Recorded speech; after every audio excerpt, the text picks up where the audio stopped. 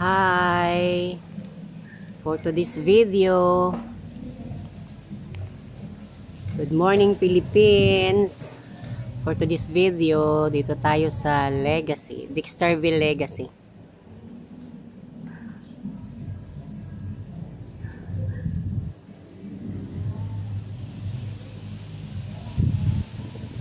Lakas ng hangin.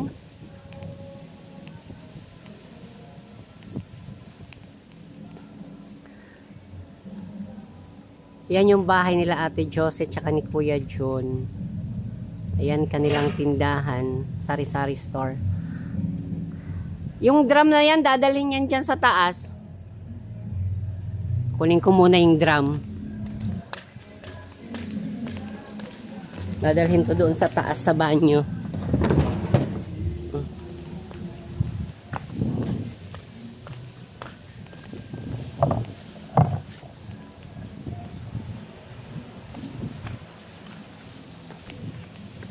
Ito ang kanilang bahay.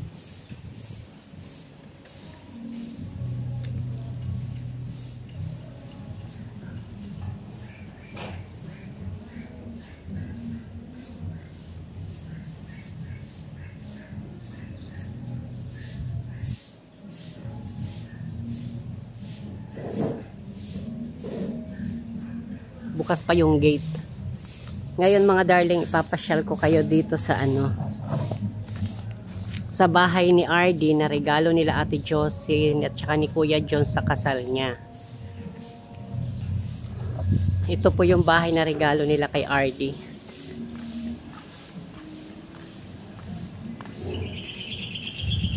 Kasal na nila bukas. November 20. Ayan ang regalo nilang bahay. Bukas yung gate. Diba yan? Lumilipad-lipad pa yung...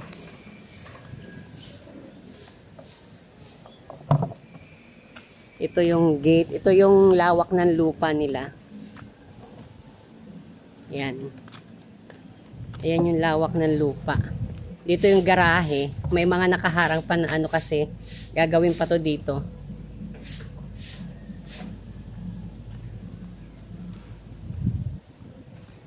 Ito yung likod. Ay, yung gilid pala. Ito yung pintuan dito sa kusina. Ayan, hanggang doon sa taas. Second floor.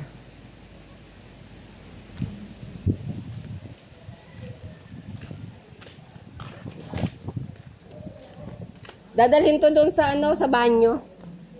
Kasi baka mawalan doon ng tubig. Banyo saan? Taas. Ay, sa baba. Yan si Mana kung nagwawalis.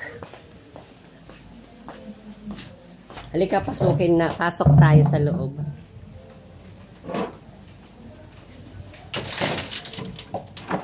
Charan! Ito yung regalo nilang bahay sa bagong kasal. Si RD po yung kanilang anak na panganay. Lalagay muna natin yung drum sa banyo.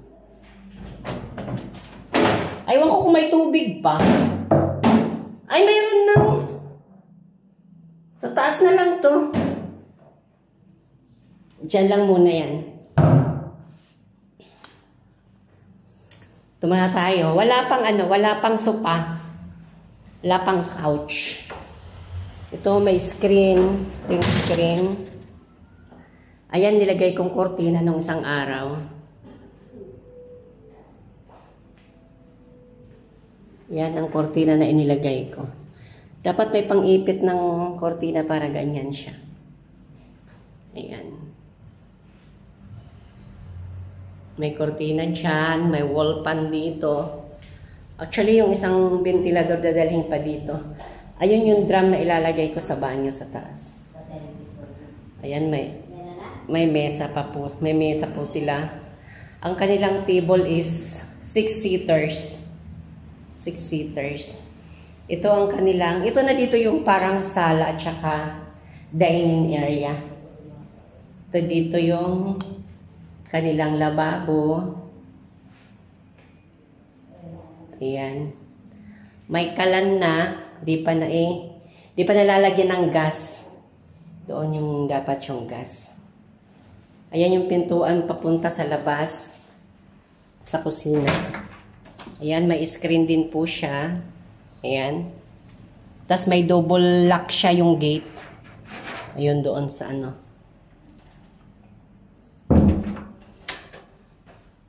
Ayan, mayroon na silang asin, mantika, suka, toyo, patis, ketchup. Tsaka may 4 na pirasong noodles. Yan ang kanilang kitchen cabinet. Doon po ang kanilang kalan. Ayan, may bintana pa dyan. Doon yung kanilang kalan. Tapos dito, siguro lagayan ng plato. Ito po yung kanilang banyo.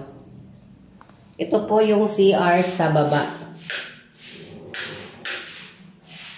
Ayan. May drum na po dyan. Kaya naglalagay ng drum dito dahil ang tubig dito may oras.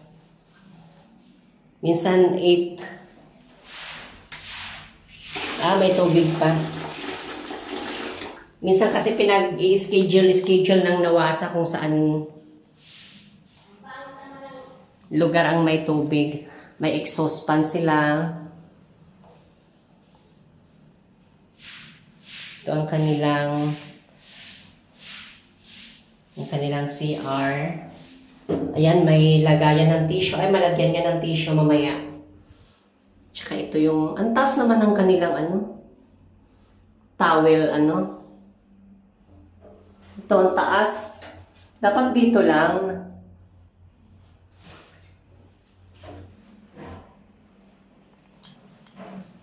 Ito po yung sa baba. Pero sarado nila muna yung pinito dyan. O, sinara ko. Ayan. Ito sa baba.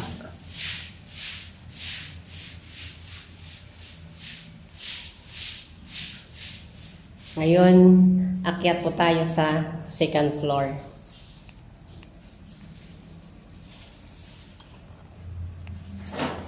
Ano na ako dyan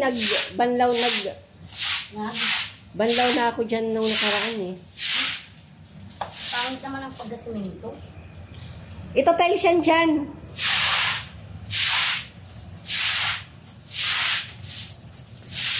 Ikutin mo yung yung pink na yun, ay yung orange.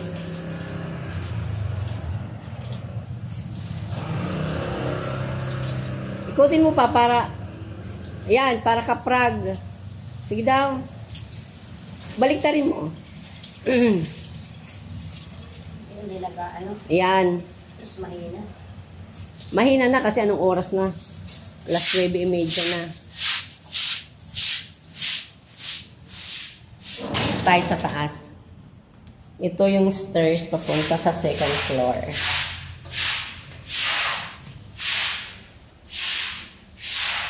Ito yung pa second floor. Pag-akyat mo sa second floor, ang unang matutumbok natin is CR. Hindi na sila naglagay ng CR sa master's bedroom. Ayan, may ilaw. May ilaw. Hindi na sila naglagay ng CR sa master's bedroom. Yan, may outlet dyan. Kasi kung gusto mo maglagay ng radio or dyan, pwede. Banal na kasulatan. Ayan.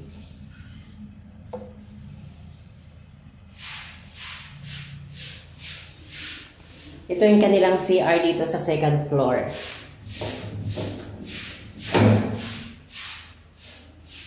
Yan ang CR nila dito sa second floor. Ganon din, may tissue holder. May tissue holder. May sweets. Tsaka, ang tataas talaga ng lagayan nila ng towel. Ito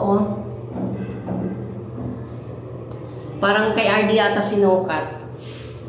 Paano si Itil hindi aabot dyan? Ayan, may exhaust din siya. Tapos may ilaw. May shower. Doon din sa baba may shower. Ito yung lagayan ng sabon. Yung isang timbay, akit ko yan dito mamaya. May bidet.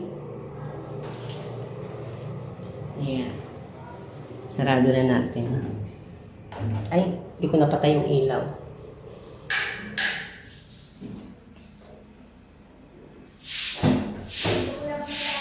Ito yung first bedroom dito sa second floor. Actually, dalawa lang ang kwarto sa taas. Ayan. Mayroon na siyang kama. Yung kanyang kama dito sa second floor is double. Double. Sobrang mahangin kasi dalawa yung bintana. Isa dyan, tsaka isa dito. Mayroon ng cabinet. Ayan yung cabinet. Ayan yung cabinet. Ito yung first room dito sa second floor. Punta tayo sa master's bedroom. Ito yung master's bedroom nila. Pasok tayo. Ayan. Charan. Itong bintana dito hindi pa nalalagyan ng kortina. Actually, may kortina na yan. Nilagyan na yan ng kortina. Kaya lang tinanggal ulit dahil nagkabit ng aircon. Ayan.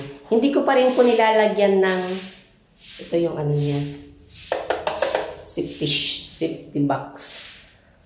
Hindi ko pa nilalagyan ng kortina din dahil ikakabit pa itong screen. Tinanggal kasi yung screen nung ikinabit yung aircon. So, yung screen, bubutasan pa siya dito para dito sa aircon. Ayan. Ito yung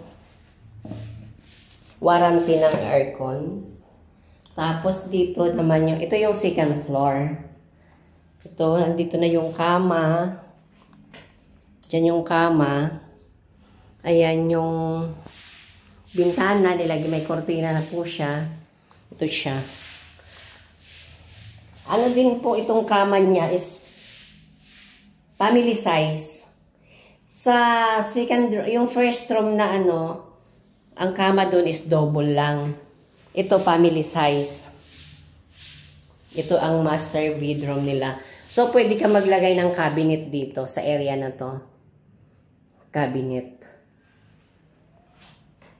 Dito yung cabinet. O pwede rin dito, ilagay na lang yung cabinet dito. Or dito. Dito, pwede ilagay dito yung cabinet. Or dito. Tapos ito yung cortina na ikakabit ko siya. Ayan. Yan pa yung ikakabit dyan. Dyan. Ayan, tapos ng ating house tour ng bahay ni RD. Regalo ni Ate Josie at saka ni Kuya John sa kanila sa wedding nila. Ayan yung CR. Wedding na po nila bukas. Baba na po tayo.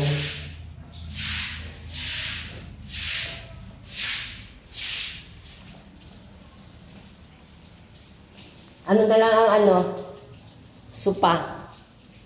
Kaya kung sinong gusto regalo ng sopa, tumatanggap pa po siya. Shoutout sa mga shoutout sa mga ninang at ninong. Kung sinong gusto magregalo ng sopa. Tapos ito ditong silong ng stairs nila papuntang second floor. Ayan. Nilagyan nila ng, ano ba tawag dyan? High chair para sa baby. Actually, ayan, ang plano ni RD, lalagyan niya ng mga shoes. Yung mga sapatos niya dyan na siguro ilalagay. Ayan. Ayan. Wala pang sopa. Ito lang, yung Yung ano dyan, yung dining table, 6-seaters. Dito, hindi ko pa nilagyan, hindi nalagyan ng cortina. Tsaka doon, kasi doon ang taas. Actually, mataas doon. Tapos dito, wala pa siyang, tawag nito, ganito. Wala pang ganito. Nito. So, hindi siya malagyan ng cortina. Ang hirap, doon nagtatambak sa, ano?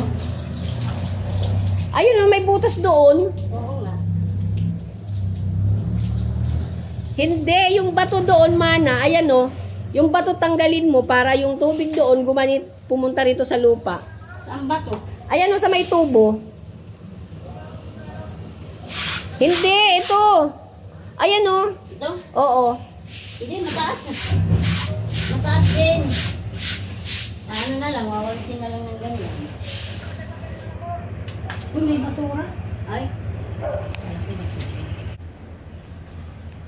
Ha, init. Ayan, palabas na po tayo. Lalabas na po tayo. Tapos na ako mag house tour. Ay, hindi ko napatay yung ilaw. Napasok na natin yung bahay ni RD.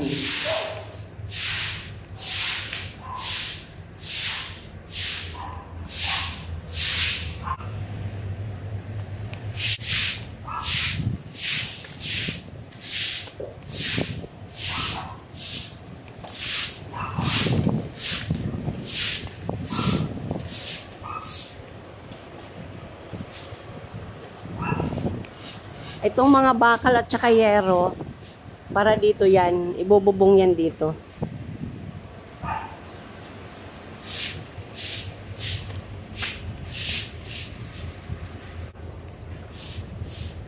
Ayan mga darling, tapos na po tayo mag house tour. Ayan yung sinasabi ko, tanggalan mo ng bato. Hindi, may edad po. Ito. Oo. Ay, oo.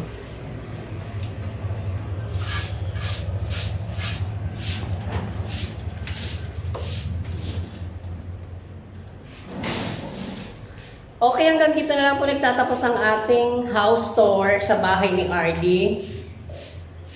Good luck and best wishes sa bagong kasal bukas. Don't forget to like, share, and subscribe. Bye-bye!